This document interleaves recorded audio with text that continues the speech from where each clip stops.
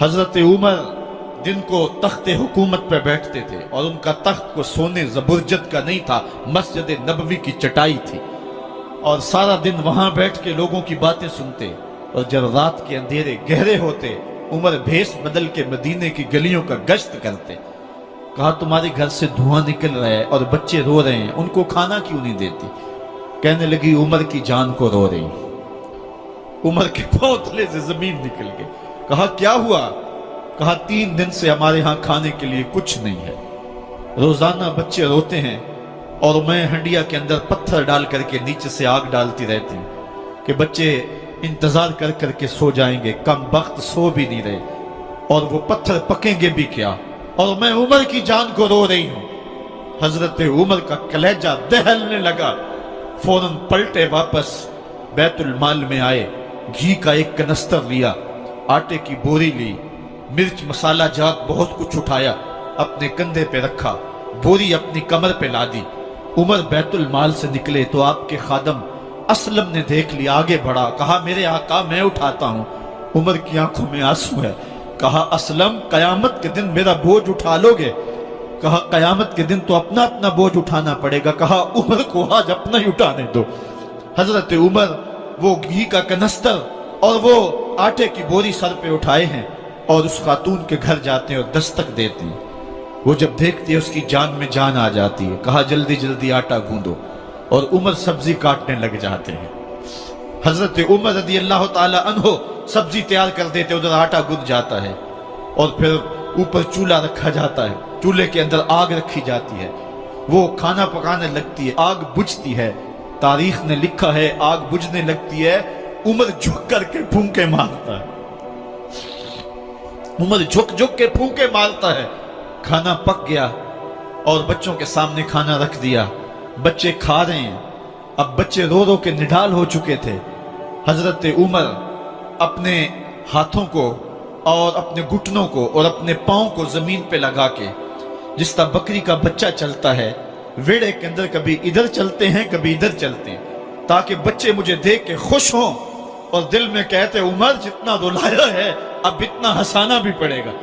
तो कभी उमर अमीरुल मोमिनीन, ये मैं किसी आज के जो है वो लोगों के वोटों पे मुंतखब होने वाले हुक्मरान की कहानी नहीं सुना रहा, मैं उस उमर की कहानी सुना रहा हूं जो 23 लाख मुरब्बा मील का हुक्मरान है, आधी दुनिया का बादशाह है। हजरत उमर जो है जिस तरह बकरी का बच्चा चलता है, इस तरह अपने हाथ और अपने घुटने जमीन पे टेक करके जो है वो इस तरह चलते हैं। बच्चे उमर को देख के मुस्कुराते हैं। जब बच्चे मुस्कुराने लगे तो हजरत उमर ने उस खातून से कहा बुढ़िया उमर को माफ कर दे। उसने कहा तू इतनी हमदर्दी क्यों करता है? कहा उमर बेचारा बड़ा फंसा हुआ है, फिक्र है उसको यरमूक को, फुस्तात हुलवान की, जब फतह है मिस्र तो तैयारी है ईरान की, आते जाते वफद से मुलाकात भी करता होगा और शब को मालूम हालात भी करता होगा, कांटों में उलझी हुई बेचारे की जान है, नींद उसको भी आती है, आखिर वो इंसान है, मेरी बहन उमर को माफ कर दे। उसने कहा ना ना उमर की बात मेरे सामने न कर, कयामत का दिन होगा, उमर का गिरेबान होगा और मेरा हाथ होगा। जब उसने ये बात कही तो उमर बर्दाश्त न कर सके, बच्चों की तरह बिलक बिलक कर रोने लगे। कहा वो बदनसीब उमर तेरे सामने है, आज ही कहला जो कहना है, कयामत के दिन मुझे माफ रखना। उसने कहा तू उमर है? कहा बदनसीब उमर तेरे सामने खड़ा हूं। मेरे उमर कहते हैं अगर दजला के किनारे एक बकरी का बच्चा भी प्यासा मर गया उसका हिसाब भी उमर से लिया जाएगा। हजरत उमर निकले यरूशलेम में, एक ऊंट है एक गुलाम है, कभी वो सवार होता है कभी आप बारी मुकर्रर की है।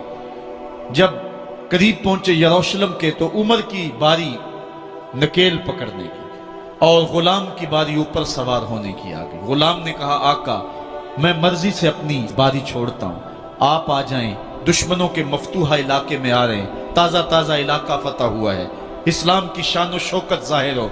उमर ने कहा इस्लाम की शान व शौकत ऐसे जाहिर नहीं होती है, अपनी बारी पे तुम बैठोगे, अपनी बारी पे मैं बैठूंगा। लोग मुंतजर खड़े हैं, दूर से जब देखा कहा इसकी हैबत से कांपते थे हम, ये तो कोई हबशी लगता है, रंग काला है, होंठ मोटे हैं, इससे तो ज्यादा हसीन इसका गुलाम है जो आगे आगे चल रहा है।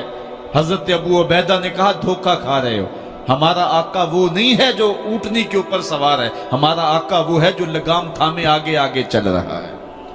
حضرت عمر رضی اللہ تعالیٰ عنہ کو آگے بڑھ کے جابیہ کے مقام پہ حضرت ابو عبیدہ بن جراح نے استقبال کیا، تو حضرت عمر آگے بڑھے اور انہوں نے آگے بڑھ کر کے حضرت ابو عبیدہ کے دونوں کندھوں پہ ہاتھ رکھا، اور سنو حضرت عمر نے کیا کہا، کہا لا الہ الا اللہ انا کنا اذل قوم فاعزنا اللہ بالاسلام، کہا کہ لا الہ الا اللہ، اے ابو عبیدہ بن جراح، ہم ایک ذلیل قوم تھے اور اللہ نے ہمیں اسلام کی وجہ سے عزت عطا کی ہے۔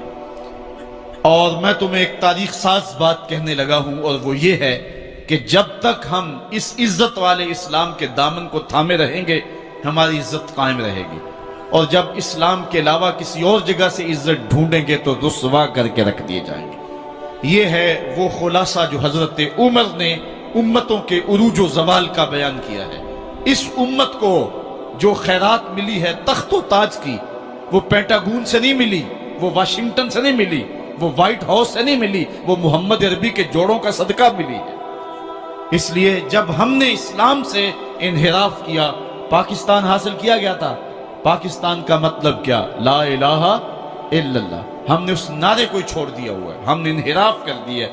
آج ہماری نظریں مغرب کی طرف لگی ہے کہ تخت و تاج اس سے نصیب ہوتے ہیں، اور دنیا کے اوپر ہم رسوا ہو کے رہ گئے۔ ہماری پستی، ہماری زبوحالی، ہماری ذلت کا سبب یہ ہے کہ جس جگہ سے ہمیں عزت ملی تھی ہم نے وہ مرکز ہی چھوڑ دیا ہے۔ اس مرکز حیات کو، اس مرکز زندگی کو، اس مرکز عزت کو ہم نے چھوڑ دیا ہے، اور دنیا کے اوپر ہم رسوا ہو رہے ہیں۔ انہی حضرت عمر کی کہانی ہے۔ وادی تہامہ سے گزر رہے تھے کہ بچوں کی طرح بلک بلک کے رونے لگے۔ کہا عمر جوان آدمی ہو اور بچوں کی طرح بلک کے رو رہے ہو؟ کہا تم نہیں جانتے، مجھے بچپن کی کہانی یاد آ گئی۔ کہا کیا کہانی ہے؟ کہا یہی عرض تہامہ تھی، میرے باپ خطاب نے مجھے 5 اونٹ دیے تھے، کہا انہیں لائن میں کھڑا کرو سیدھا۔ میں آگے والا سیدھا کرتا تھا، پیچھے والا ٹیڑھا ہو جاتا، پیچھے والا سیدھا کرتا، آگے والا ٹیڑھا ہو جاتا۔ میرے باپ خطاب نے مجھے بڑا مارا۔ کہا ایک عرب کے بیٹے ہو کہ تم سے 5 اونٹ لائن میں کھڑے نہیں ہوتے؟ کہا ایک زمانہ عمر پہ وہ تھا کہ اس سے 5 اونٹ لائن میں کھڑے نہیں ہوتے تھے، اور آج شرق سے لے کر غرب تک 23 لاکھ مربع میل کی حکمرانی اور انسان بھی لائن میں کھڑے ہیں۔ یہ محمد عربی کے جوڑوں کا صدقہ نہیں ہے تو اور کیا ہے؟ عمر سے تو 5 اونٹ لائن میں کھڑے نہیں ہوتے تھے۔